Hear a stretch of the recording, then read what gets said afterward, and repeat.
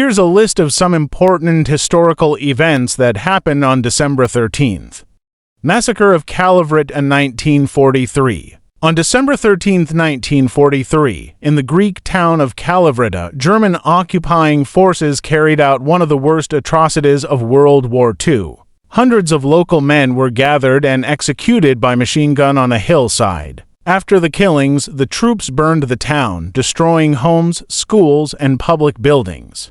This devastating event remains one of the darkest chapters in Greece's wartime history and a lasting reminder of civilian suffering.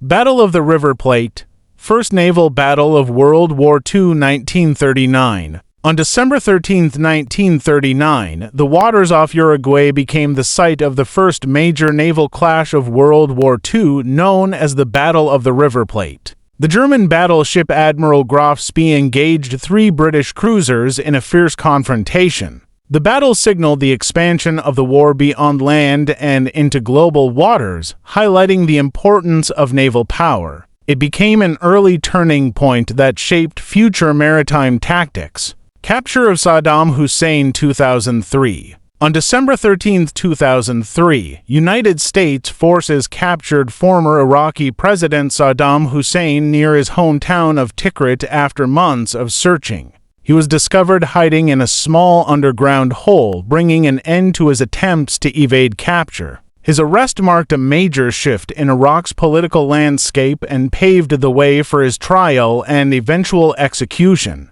The event greatly influenced regional stability and global politics. First European sighting of New Zealand by Abel, Tasman, 1642. On December 13, 1642, Dutch explorer Abel Tasman became the first European to sight the land now known as New Zealand. He viewed the coastline of the South Island and named it Staten Land, believing it was connected to previously known territories.